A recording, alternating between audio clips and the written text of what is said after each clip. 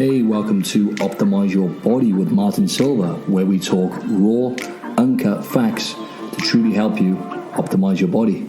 Guys and girls, got a very good guest on the line today. He goes by the name of William Pullen, and he is a psychotherapist based in London. And he practices psychotherapy, obviously. He has a very interesting story himself. He's also an author. He's on YouTube doing TED Talks. He talks a lot about movement being medicine.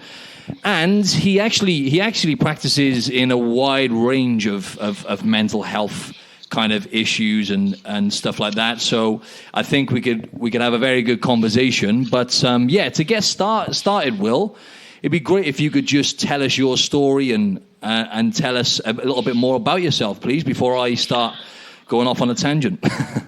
Oh, it's nice to be here, Martin. So I'm 51-year-old London-based psychotherapist, and became a psychotherapist about 12 years ago after a bit of a meltdown after a relationship ended, and I got into a real pickle and ended up really depressed. I mean, seriously, sort of, I think it was a bit of a midlife crisis and depression. Anyway, in the end, I took up running and I took up psychotherapy.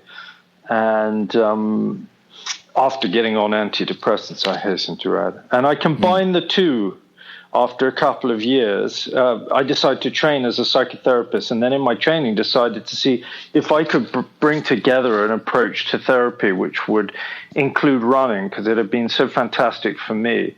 In terms of giving me a sense of confidence and empowerment, which, of course, all the things that go with depression.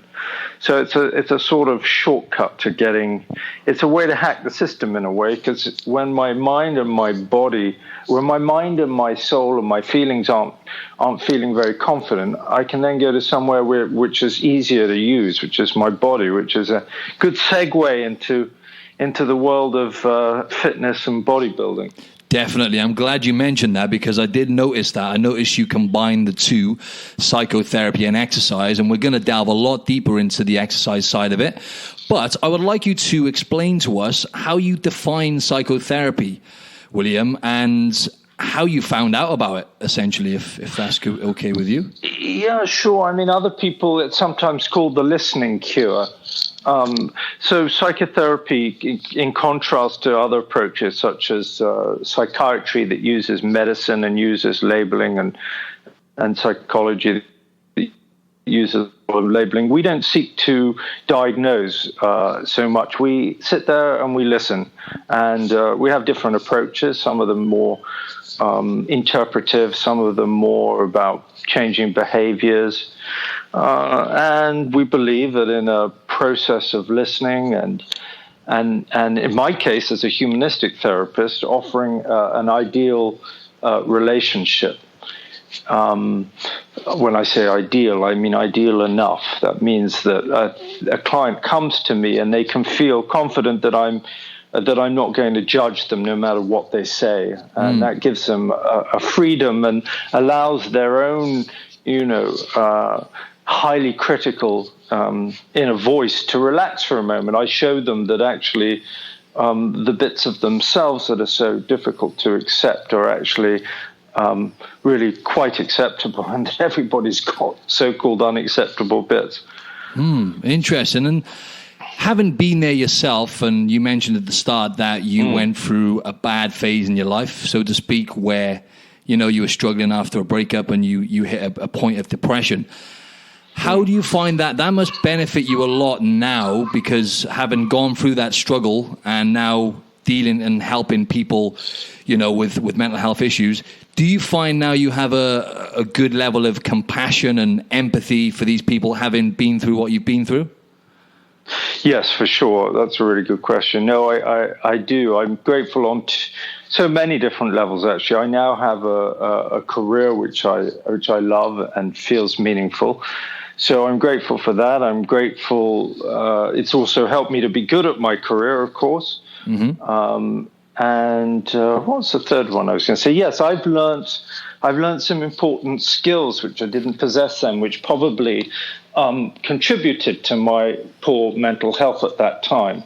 I've learned skills such as using exercise to help me feel good and get me out, and so that really helps me, and other non-exercise based coping skills that have made me into a happier and healthier human. But I wouldn't have found those had I not had my crisis. Yes, exactly. So what is it? And it's the kind of exercise that you started to take part in. Was that primarily outdoors and running and stuff like that? It was all running. I mean, I had been doing something which they call here British Military Fitness, which is a great organisation. Yeah. Oh, you know it? Yeah. I had a good friend who used to run. Yeah. They've where I'm from in Cardiff and Wales. They were big there, huge there, and they're all over the UK, right?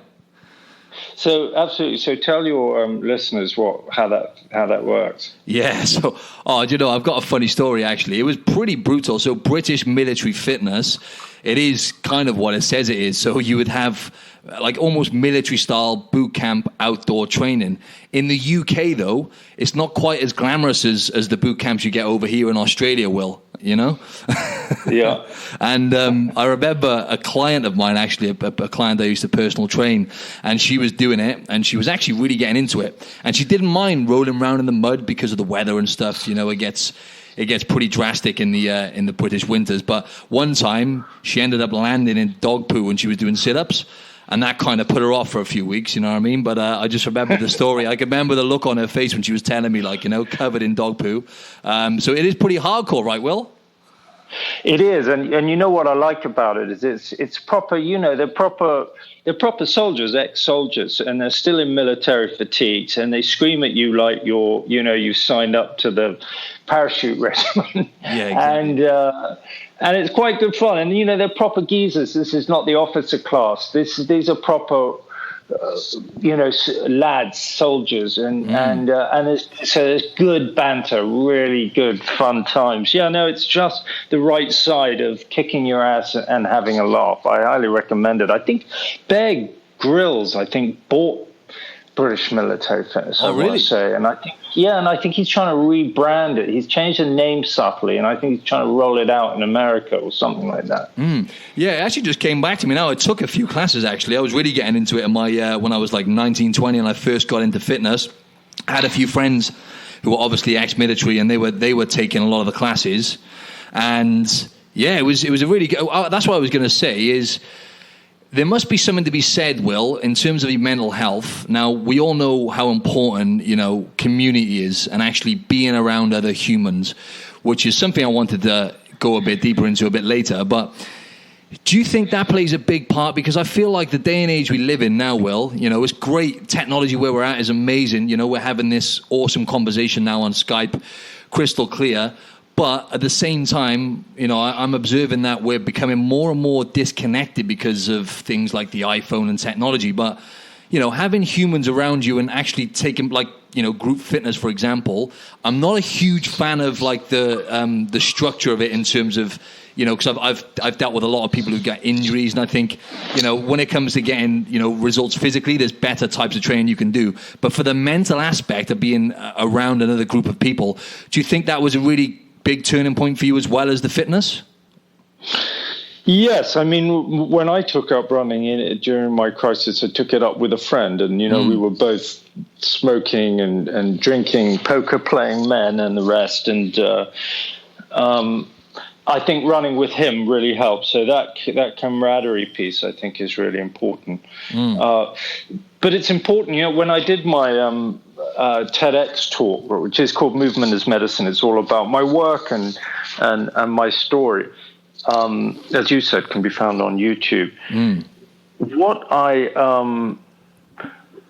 found there. I know what I was going to say. Yeah, what I found there is that the guy that talked after me, who was a cardiologist from Dallas, I think, he'd done a lot of research into longevity and sport.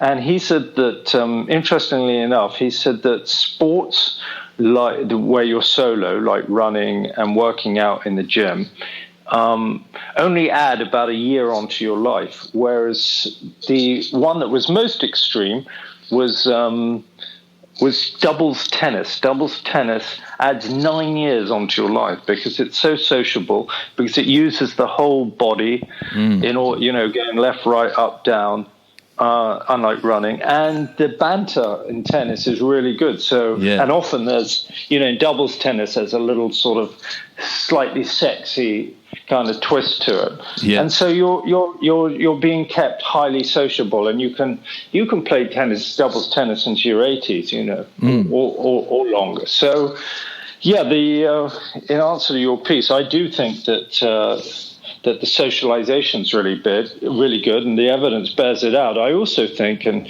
we were talking about this just before we went on started recording the show. There's something I think is called orthorexia.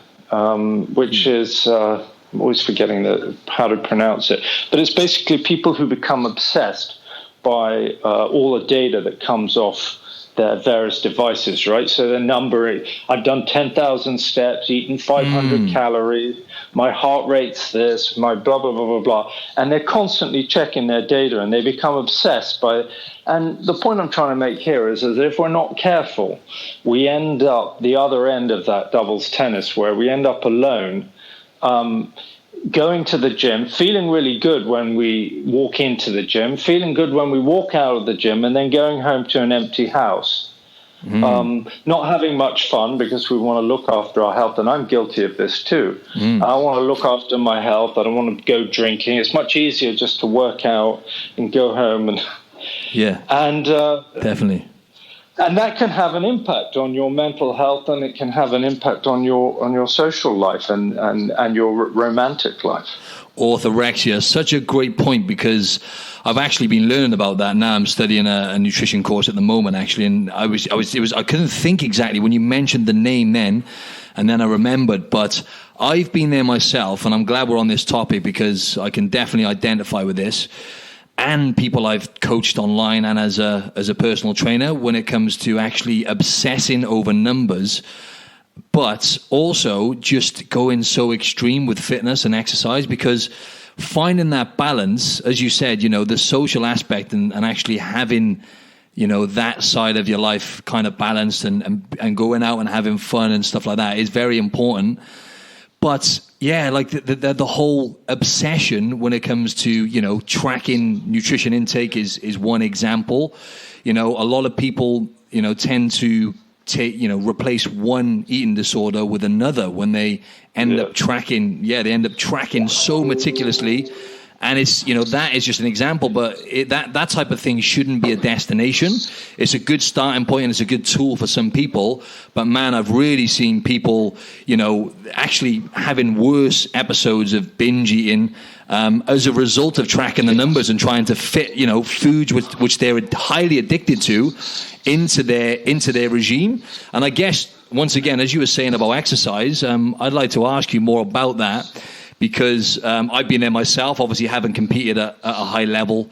I pushed it too far, so to speak, at one point, and I was just totally obsessed with, I talk about this quite a lot with, body dysmorphia. Body dysmorphia is what it's called. Obviously, bigorexia is another term for it, right? Where, I was skinny growing up, and then when I managed to get to a stage where I was in really good shape, I was still searching for the next thing, and then my whole life was out of balance. I was binge eating, I wasn't going out socializing, so I can definitely relate to it. But what are your experiences with it then, Will? Because you must have actually dealt with clients and met individuals who have actually struggled with this. Oh, yeah. So, my office is often 50% of the people in there for striving of one sort or another, striving to be better, striving to be more successful, striving for something. And that striving, that always wanting to get ahead, always leaves you with it always comes from a place where you understand that where you are is not good enough. Like you not feeling very big when you were small and wanting to be bigger. That's a good example of it. Other people feel unloved, and so they strive to get attention. Other people are striving for money because they didn't have enough or respect or whatever it may be. So striving's a massive one. And, it's great to strive. It's great to challenge ourselves. The reason, exercise and working out is is rewarding, in the good way that it's rewarding, is because, challenge and happiness are highly correlated. Happiness studies will show you that when you set yourself a challenge to do something, it creates a lot of happiness as you work your way along that and you get better. However, there can be a missing part. So one of the work I do is something called boarding school syndrome, which is with people who go off to boarding school at an early age, and they're often strivers. And what they don't understand, many of them, because they haven't felt much joy in their lives from a very young age, having been sort of abandoned in school, is the value of this thing called joy. We all recognize the value in accomplishment. We recognize the value in attaining skills and wealth and respect, but we leave joy behind, and then we end up, the richest man in the cemetery or the most successful man in the cemetery, but not having had a life of that much fun. And life ought to be fun. Life ought to be joyous. And it's fun, exercise is fantastic. For instance, if you're a drug addict or something, by all means, replace your addiction of drugs with exercise, because that's a step in the right direction. But don't then give over the rest of your life to an exercise addiction. Find out what gives you joy. Don't take accomplishment over joy every time. So joy must be there. And joy is about expression. Joy is about creativity. It's about playfulness. It's not about self-discipline and setting yourself near impossible goals. And then, as you said, moving the bar once you get there. Right, yeah. And how do you actually get people to take the first step? For just for an example, someone who's come in, and you said about 50% of people you get in your office to see you, roughly, they struggle with this. I'm going to call it striving syndrome. I forgot what you called it. What did you call it? I think that's a good way to call it. Yeah. So that's it. And it's, again, a lot of that probably comes down to childhood and obviously past experience. There's something underlying. But, human behaviors, it's very tough to change human behaviors, right? So you mentioned then about replacing, obviously, if you're addicted to drugs and you replace that with exercise, then you've had an incredibly healthy transition there, right? Regardless. But at the same time, the behaviors can still remain, right? So that kind of addictive, obsessive behavior can still be active. And what I was going to say is, how do you actually get people, for example, to take the first step if they've come into you, let's just say on the first session, and you realize, okay, they're struggling with, the striving thing you were talking about? How would you go about getting them to, would gratitude and appreciation and stuff like that come into it at some point, or is that a bit too? I know it's very individual for each person, but any kind of advice you have for us or tips. It's a long journey, therapy. Striving also has to do with expectations. And so one of the first things I try to do in therapy is remove the expectations. Yeah. So I'll say, well, what do you want to get out of this? And if they say something, I'm going to make an extreme example here, but if they said something like, well, I want to be fully better and fully understood this, and all within 6.7 weeks, I want this to happen, then right away I'll say, well, therapy doesn't work like that. You can't be sure of when will happen, why it will happen, or what will happen. But then more than that, I'll say, well, what's behind that? What's behind that expectation? And what do you think the delivery looks like when we get to the other side? Let's say, hypothetically, we achieve this striving that you're looking for, this quick turnaround, this perfect turnaround. Who do you think you'll be at the end of it? And then we understand that there's this fantasy of finally being seen, finally being heard, finally being appreciated, finally feeling powerful enough, or whatever it is. And as you know, every time we get to that place, we just shift it along somewhere else. So it's really ultimately about being okay in the here and now with the imperfect self, and just being more playful in the world, because you're never going to get to a place where you just think that you're an amazing person all the time, and that the life is amazing, and that life is fair, and that definitely. You might have moments of that, by all means, but it won't last that long, and it'll come and go like it does for everybody else. And the wisdom about how you deal with that coming and going is more important perhaps than anything else in your life, because if you fight against it, if you fight against every misfortune as though you're the one that's been picked out, or as though you are somebody who has the ability to change the way the world works, you're in for a really tough ride. Definitely. And I can totally switch that over to fitness, because, you know, the majority of people I deal with, they actually want to look better, especially in the day and age we live in now. I think this has been accelerated even more in terms of people being self-conscious about how their appearance is or how their body looks. So a lot of people, the main driver for them when they come to me is to look better and improve certain parts of their body. So I always try and get them to unpack the reason why that is. As kind of cheesy as that sounds, knowing why is very important. So, you know, why do you want to have abs, for example? And unpacking that and getting them to actually realize a bit more about the reasons why, I think is very important. But it's exactly the same thing. I've been there and I've been in incredible shape, you know, and I've been down to like sometimes 5% body fat for shows. And I've still been, maybe even less than that. And I've still been looking in the mirror, picking off areas which I wasn't happy with. And then trying to actually maintain that physique. Once you've been in that physique, in that shape, trying to maintain that when I wasn't competing then was a major battle. And that's when I developed the binge eating disorder. But yeah. So, I mean, you can relate it to that as well. You know, you think by building your dream body, you're all of a sudden then you're going to be like, oh, well, I'm satisfied and I'm fulfilled. But I think people lose touch with the process, right? Well, and do you think the process and actually the character you build along the journey is an important piece that people need to? Yeah, I do. And this is a question for you, Martin.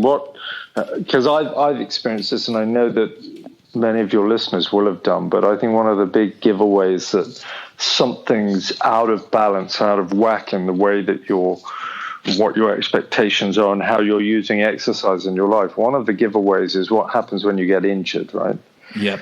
And you've got to stop exercising. If that's quite catastrophic for you, if it really throws your world into disorder, then that's something you can look at and start asking yourself, well, am I overly leveraged in this life? Why is there not more? Why can I not enjoy this 1 month off as an opportunity to touch base again with my friends, catch up on the theater, or whatever it is that you might be doing? That's a great point. If all you feel is the drama of the loss of control, then it just shows that you're obsessed about control, and you're perhaps controlling your body and controlling your exercise because the rest of your life doesn't feel controllable enough. And indeed, it's not. It's hard to exercise that much control over the rest of our lives, right? Because we don't control what the financial markets do. We don't control illness. We don't control most things. Absolutely. So, you know, you see my point. Yeah, I definitely do. Yeah. And do you think on that topic, you know, appreciation, you mentioned that, and, you know, appreciation over expectation is something that always stuck in my head from one of Tony Robbins' talks before, you know, and I think it was him who inspired me to start practicing gratitude around about maybe 18 months ago. And I always say to the listeners, they're probably sick of me saying it now, I say it every episode, but it really was a true game changer for me, practicing gratitude every day. And it took a while. Meditation is something I haven't really been as consistent with, but I do use breathing techniques and stuff when I get a little bit stressed out. But I guess what I'm trying to say is being grateful and actually appreciating, you know, what you've got.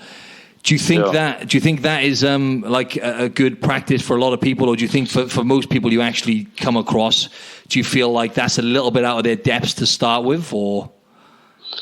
Well, I don't know if, for instance, appreciation works for me now in my life, because I've been through these emotional dramas, and sometimes I was through one not so long ago, a year ago, and sometimes they're about wanting to be with somebody, and sometimes they're about about being grateful not to be with that person anymore. Yes. So appreciation comes in gratitude comes in different shapes and sizes for people. I think meditation, on the other hand, is actually easier, but that could just be me. That's a nice segue, actually, into something that I think your listeners might like, which is my dynamic running therapy app. Because on there, I've got really easy beginner-style meditation on there, breathing ones, mindful walking, mindful running. They're just sort of, you listen to me and do various things at the same time. And it's slightly therapeutic, slightly sort of meditative. It's totally free. It's only for the iPhone, I'm afraid. Yeah. There's also programs on there for depression and anxiety, if any of your clients or your listeners are dealing with that. But meditation, I did it this morning. Try to do it every morning. 10-minute breathing exercise. Wow, it changes everything. It's good for your body, it's good for your breathing, it's good for your mind, good for your stress. But literally, when I get a good practice going, and I'm doing it every day, the trees, the colors that I see on plants are literally brighter, just because I'm just that much more present and that much more alive. It's mind-blowing. It is mind-blowing. And talking about your dynamic running therapy, I did notice that, and I wanted to talk a little bit more about that. And also another little segue now. I think you might go on a little detour here now, but it's all relative. I wanted to talk quickly about purpose, because I watched your TEDx talk on movement is medicine. And TEDx talk, right? Is that right? Or TED talk? Correct. Yep. Right. Yep. Yeah. And you were talking about purpose, which is something that I've really kind of learned about and kind of connected a lot of things together by realizing what my purpose was in life over the last few years, really, as opposed to going into the dark side of, like I said, the body dysmorphia, the eating disorders, and kind of really bad relationship with food, and then actually learning to eat intuitively and kind of look after myself more, and changing the way I train, just taking care of myself, really making my health a priority. And then I realized actually this is what it's about. It kind of clicked in my head. And then I realized, wow, my purpose is not actually posting pictures of me in my pants on Instagram, which is just absolutely pointless. All it's doing is probably making people feel worse about themselves. I realized my purpose is actually to try and help people achieve where I am at now, which is, physically I'm in the shape of my life. And a lot of that is as a result of taking care of myself and focusing on those things that you mentioned. Even I practiced meditation for a while, as I say. I don't do it daily like yourself, but the breathing techniques that I use, just learning how to breathe right well, I think that's something we take for granted, right? Breathing. But sorry, before I go off on one, talk to us a little bit about purpose, because obviously you found your purpose in life. And I feel like, and they've actually done a lot of studies on this, Will, which you probably know about, which actually blew my mind the other day. I was listening, for example, people who have kids as well, because obviously that's an extreme version of purpose, right? When you've got kids to look after, they tend to have happier, healthier lives. And I don't know the details of the studies, but it's very important, right, Will?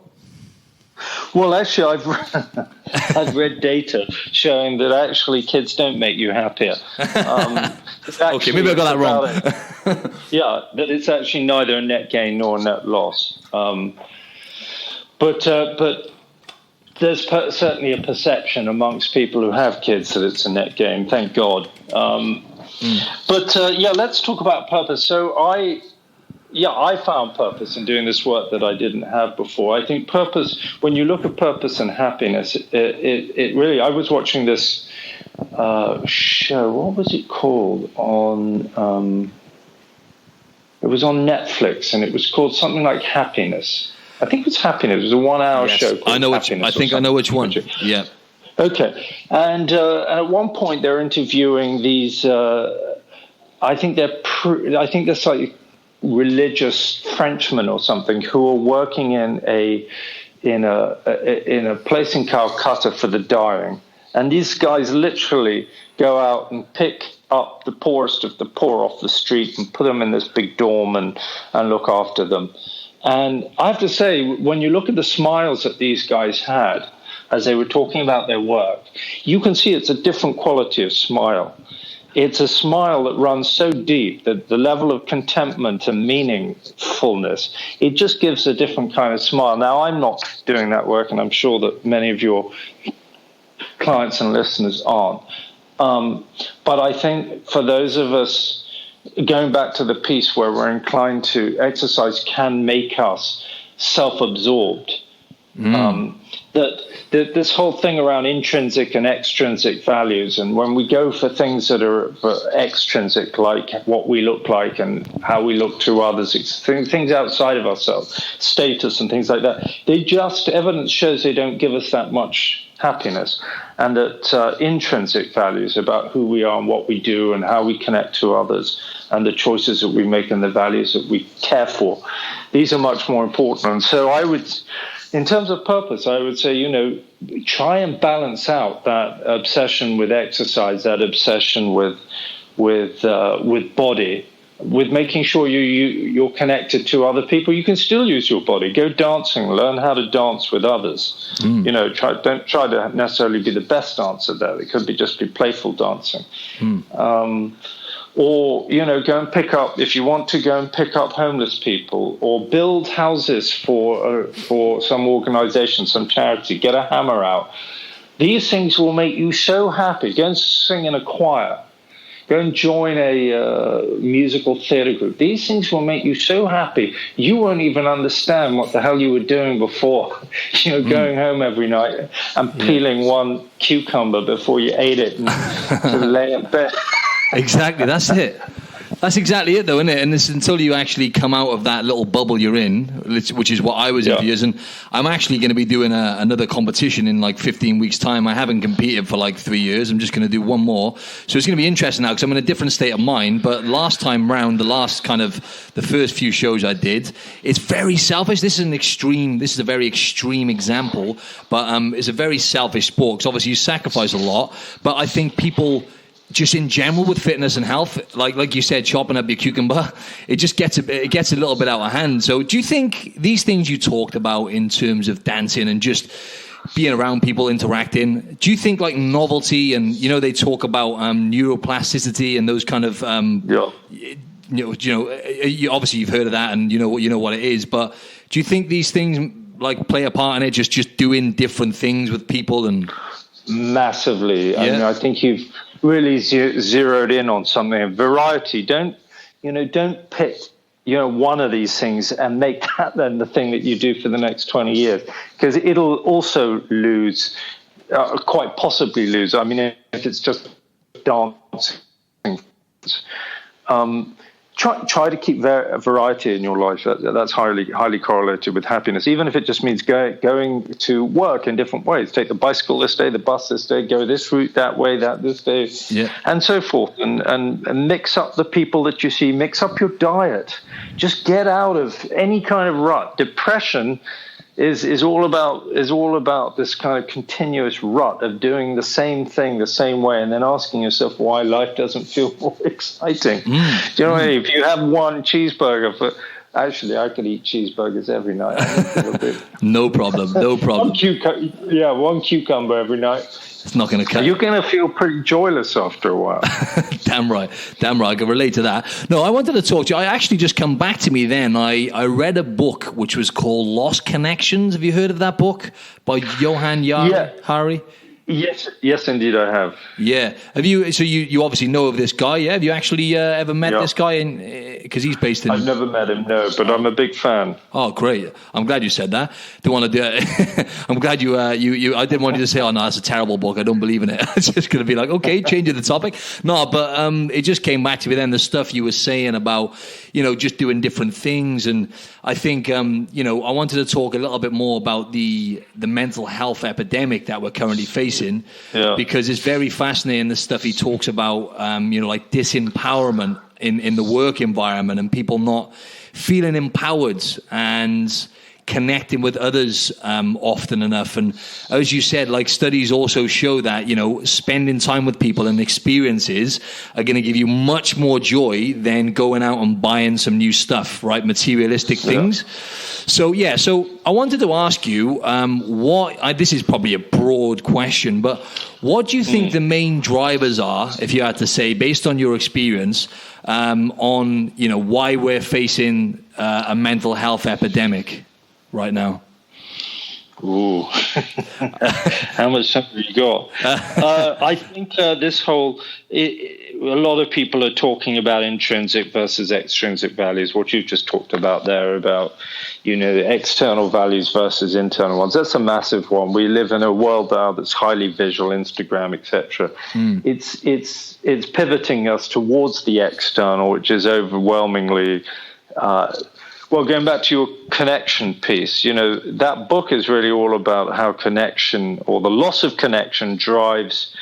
The theory goes is that it drives enormous amounts of divorce and drug addiction and depression, and that good connection is the answer to everything. And I think it's not far off the case, actually. Yep. So I think the modern age is, we live increasingly alone. In flats by ourselves, or increasingly we only communicate with people via phones and messaging, so there's not that human contact anymore. When we do, when I go and meet somebody, when I was a kid, if you went to go and meet somebody, I grew up in Oxford, if you went to go and meet somebody in Oxford, you'd have to make an appointment to see them in half an hour at this pub or this bit. And you couldn't that morning go, do you mind if we don't, I've changed my mind, or let's take in that. You made a commitment to people. You were forced into sticking with it. When you got there, you knew that this person had given up a lot too. Yep. They'd given up a certain amount of flexibility and blah, blah, blah, blah, blah. They decided to share this moment with you. This morning with you was all yours and nobody else's. And that gave even the most casual coffee a certain value that it doesn't have today. Today you meet somebody for a coffee, you know they've got another 10 things on their list of things they're going to do, and they very cleverly slotted you in the 11 to 12 o'clock slot. Yeah, you're just slotted. There's nothing special about being slotted. No, definitely not. That's a good point. I think, allowing ourselves to be bored as well. That's one thing I've really started thinking about lately. Yes. Is like, for example, now, Will, for example, you're in a line or you're in a queue somewhere, as we call it in the UK, and you're lining up for something in a store or whatever. It could be anywhere. To not get your phone out, right? I urge any of the listeners listening to this now to stand there just without getting your phone out and just wait patiently, right? And you start feeling, I've been doing it. I've been making sure I do it like pretty much every time now. And you start feeling a bit odd, right? And you actually stand out as if you're the odd one out and there's something wrong with you because you're stood there and you're not on your phone. Yeah. And I personally, I don't know, you'll definitely know more about this than I do, but I think it's to do with like the dopamine hit we're getting non-stop from our phones, whether it's social media or emails, wherever it is. I feel like it's almost like a drug, right? And I personally think, social media is like, it's an experiment. And I always say, something I heard off a podcast I really like is social media is almost like the processed food of this generation, because with processed foods, we didn't really know how much damage it was going to do until, now we're facing an obesity epidemic, because these foods, it's not just the foods themselves, they make people overeat as well, right? So and I feel like social media is also a big experiment, but could you talk to us a little bit more about that, mate, about boredom and stuff? Yeah, it's a tight little dopamine loop. It's just, you watch those videos that Facebook sends you or Instagram, the ones they curate for you. And I don't know about you, but they send me ones that are so good. I think it partly because they know I'm a man and they know what men like to see. So lots of sort of car accidents and crashes, and machines making things, machines cutting things up. And as a man, just like, I'll watch that all day long. You could just show me a guy with a chainsaw cutting down a tree or building a chair or something. I'll watch that shit. Next thing you know, 2 hours have gone by, and the reason it works so well is because they've used years and years of research and algorithms and feedback loops to let them know exactly how long your attention can be kept for, and when the payoff needs to come. It's quite terrifying. And, if the food companies were doing it 30 years ago, 50 years ago, they learned that they could, if they added extra sugar or extra salt to the food, it made people like it more. And then one day it worked out, actually, we can put loads of sugar and salt in the food, combine them together, and they sort of cancel each other out. Yes. But at the same time, they actually totally tweak you out as well. Definitely. So we can hide this tweak in here, and these people won't even know why this thing seems like the best thing they've ever had. Exactly. And that's what they've done with social media now. That they've packed it with so much. I mean, you look at my phone. I've got everything from a trading account on there to my app stuff. I've got so much data and information and social networks. You name it. There's something on there for every kind of minute that I want to fill. Exactly. But here's what I'd like to say, and you, Martin, hats off to you. You keep on bringing up some incredibly important points. You obviously listen to a lot of podcasts. I do, I do. Yeah, I can tell. Thanks, man. Yeah, so definitely try that. Try to put the phone down. I'm always trying this as well. I think I've got a bit of a phone problem, really. And stand in the supermarket. It's a nice opportunity in the line to just look at people, so it's not too bad. I mean, the really hardcore test is doing it at home alone and not picking the phone up and picking a book up or just trying to sit there for 10 minutes. Anyway, either way, wherever you are, try not to pick the phone up. You'll feel a bit uncomfortable, but use that moment to ground yourself in your breath. Just come home to your body, because what happens is you come out of your mind just like, oh, shit, where am I now? What's going on now? What do I do with this moment?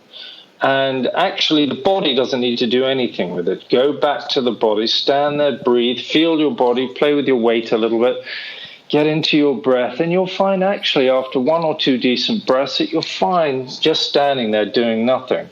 But what the social media stuff does and that dopamine stuff is it changes the way you breathe, and it tweaks out that into I believe, I'm not quoting research here, but I'd love somebody to do some. I think that you'll find people's breathing is very different while they're on social media to it is when they're just standing there relaxed. I've never heard that before, but you know what? That is so... Me neither. You heard it here first. Well, you originate some research. There we go. No, I tell you what, though, that makes absolute sense. Yeah. No, it makes total sense. I do feel like it promotes shallow breathing, don't you? Definitely, 100%. It's only when I think you've inspired me to actually do more meditation again, because my excuse is I have clients. I have my PT clients in the mornings, so like 5 a.m. and I get up at like what time? 4:10. I do my routine. I do my mobility moves. I do my gratitude, but I'm skipping the meditation. But I think I need to just do a few minutes, right? Just because the breathing, what you just said is you've just hit the nail on the head, because I've just clicked in my head now. When I focus on my breathing, it is a completely different type of breathing, right? Because you realize, oh, wow, like I never take deep breaths like this, unless you're exercising and whatnot, which is a bit different because you're putting your body under stress, which can be good. Obviously, your body responds in a way which is good for you, but it's still a stress. But just to focus on your breathing and take deep breaths, I feel like that's so true. It's got to be true. Yeah, and you want to get the last of that oxygen out of your lungs as well. You know, when you do one of those big... one of those breaths, you're getting all that oxygen out down the bottom of your lungs. Otherwise, you know what you're doing is you're walking around with shallow breath at the bottom of your lungs. At least it's a story I tell myself. I'm not a pulmonary lung specialist. You can get away with it, mate. I am as of today. What I feel, and you tell me if this is plausible.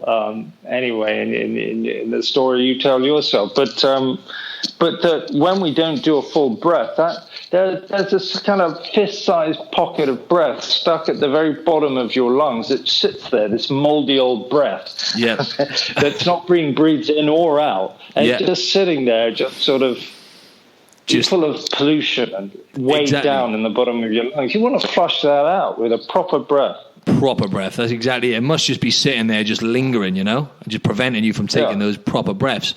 But yeah, I guess, we're coming towards the end now, but like there's so much stuff we could talk about. I've really enjoyed this, and I think you've added a lot of value to my audience here, mate. So I appreciate this. But let's just talk a little bit more quickly about movement is medicine and how important movement is. Because I always say to people that yes, I always recommend, because a lot of people are listening to this now. A lot of them, they want to lose body fat and get in shape and get an aesthetically pleasing physique, if you like, right? But then also, they want to be healthy, and I'm constantly drilling that home that if you get yourself like a Fitbit or something to track your steps, right? As we mentioned earlier, it can end up being an obsession, but for the most part, it's a good tool to use. So just getting out and moving, right? Yes, your overall calorie intake is going to be higher, and you're going to get potentially the physical results. But what it does for you mentally, getting outside and just walking and getting fresh air, is just a game changer, right, Will? Just that movement. Massively. But what I want to advocate actually here is moving and doing it while concentrating on the breathing, which is what the mindful walking and mindful running is all about. It gives you a connection to self and others. And if you listen, that's on my app, as I mentioned. But if I'll check that out. I'll check it out myself, and I'll leave it in the show notes. Great. And if you listen to Movement is Medicine, I talk in there about a process I created called empathy walks or empathy runs, which are movements that you do with other people, walks or runs that you do with other people. And they're this sort of sharing exercise. And they're really profound and very simple to do, and they lead to high levels of connection. So if anybody finds running boring or finds themselves slightly isolated in their exercise or it's never run before, then watch my my YouTube talk of my TEDx talk, and you'll see a strategy there for exercising in a way that's more fun. I believe more fun. It's a lot like what I was doing when I first, through my crisis of running with somebody and learning how to listen and talk. And it's a much more fun way of exercising, much better for you, I think. Definitely. And do you reckon, can you still use the app and just walk as well? Because a lot of my listeners, like, they tend to just mainly lift weights and stuff. And I mean, don't get me wrong, they would run, but a lot of them are driven more by, like I said, by aesthetics and stuff like that. Can you still do it walking, or is it not as effective? You most definitely can do it walking. As I said, you can, most definitely. Or you do the meditation stuff, which is you've got the walking or the running meditation, or just the sitting there breathing meditation. Awesome. So I was going to ask you about, real quickly, about what your thoughts are on, like, tips and tricks for any of the listeners, because you know how many people, these mental health, the silent killer, they call it, mental health ailments are rife nowadays. And I'm sure people listening to this have either experienced it themselves or they'll know someone who has. What are your main, like, how do you look after your mental health nowadays then, Will, and how do you maintain where you're at now? Through having a meaningful job is one, through creative things, writing, through trying to include variety in my life and intentionally trying to do different things. And then a big piece is being fit and healthy. The the older I get, the more I value not having a hangover in the morning.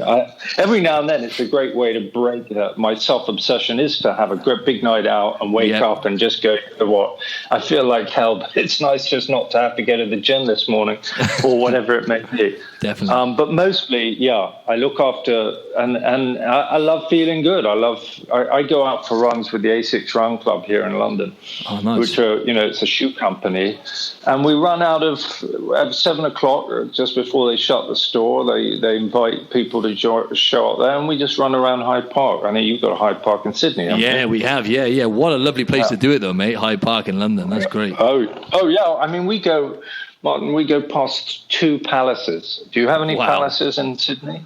We know, as far as I know, no, we don't actually know.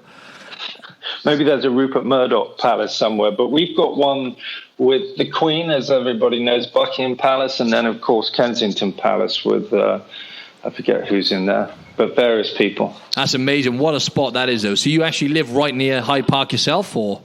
Yeah. Oh, mate, I really do love London, I didn't appreciate it enough. It's funny how, talking about appreciation, since I came over to Australia 2 years ago, it makes you appreciate then, what the UK actually has. I know we don't have the weather, and that's a big blow for us, but I tell you what a city London is, because we went back there and we stayed there, and it's just the energy, and it's just a great city. And like, the only thing is, as much as I'm not going to talk crap about Australia, a lot of my listeners are Australia. It's an amazing country, but the only thing we take for granted in the UK is the history and the culture we have there. It's incredible. Yeah. What I envy about Australia, though, is, you see Australians and they all look tall and fit and healthy. The women are, instead of a lot of, I'm part Welsh like you, and you get a Wales, everybody's sort of super short. The women are only about 5 foot tall. That's true. On a good day. That's just a good point, actually. In Australia, they're tall and athletic. They look like they're all on Baywatch or something. Not all of them, but a lot of them. Yeah, that's where I live. I live in the eastern suburbs, so yeah. Do you? Yeah, like Bondi and all that kind of stuff. Like, just the same suburbs anyway, a bit further down, Coogee, but yeah. What? Do you think you really do end up with skin cancer if you don't put it? Do you put all that stuff on yourself? No, that's a great question, because I feel like it's a trade-off, right? So we didn't evolve putting sun cream on.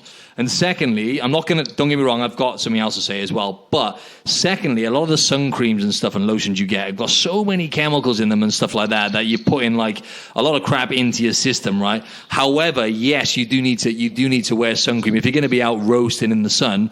But it's actually a great analogy I use, Will, is like, with anything now, with exercise, a great one I use for exercise, like when people start exercising, right, you've got to start slowly. If you want to sustain it for a lifetime, build sustainable health, build a good physique that you can maintain, it has to be like a slow, steady process. You have to be patient.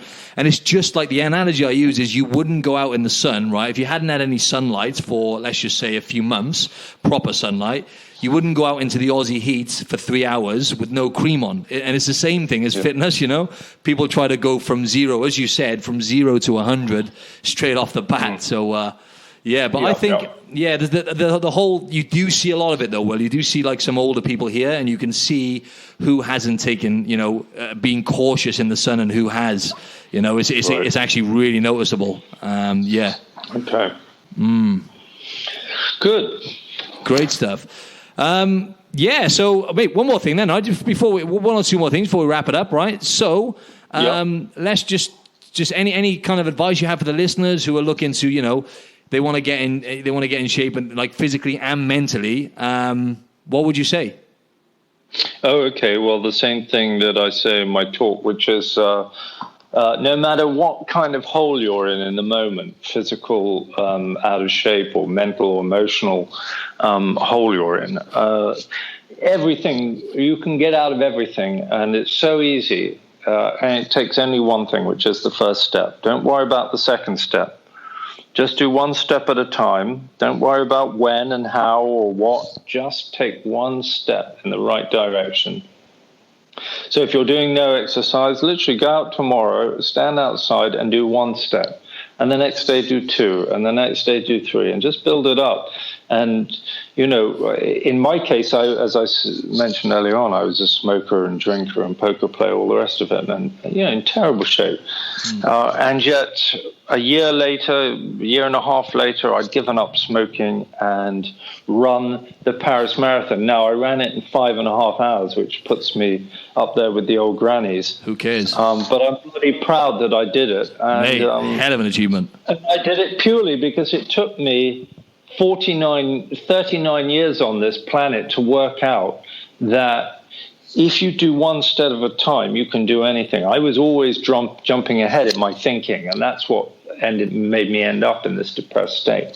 I needed to stay here and just see in the here and now, what can I do today? What feels good today? What's good enough today? Stop thinking about tomorrow. If I think about tomorrow, I'm never going to get anywhere, Exactly. That's it. Taking you out of the present moment. I love that. So, just tell us where the listeners could find you. I mean, anything you've got for us, your app, anything, mate. Okay, so the app is for Apple, Dynamic Running Therapy. The TEDx talk is called Movement is Medicine, William Pullen, Pullen, on YouTube. I've got a website, dynamicrunningtherapy.com. I've got a Instagram account, D_running therapy, and on Twitter, I'm at Pullen Therapy. Great. I'll add that to the show notes anyway, Will. So, mate, I really enjoyed that conversation. So thank you very much for your time, Will. Martin, I'm very impressed by, you're obviously a serious podcaster, as am I. You know your stuff. I think you should become some sort of mental health exercise genius. That's what I'm aiming to delve into now, Will. I've got a little opportunity coming up here now in Sydney, hopefully. But I'm not going to, talk too much about it, but it's pretty exciting. And, it's all kind of, it all merges together, right, Will? Health, fitness. It really does. You've got to start with the mind, Will, yeah? Absolutely. Well, listen, well done, and really enjoyed talking to you. Thanks very much, Will. Hopefully we'll do another one sometime. With pleasure. Bye. Bye.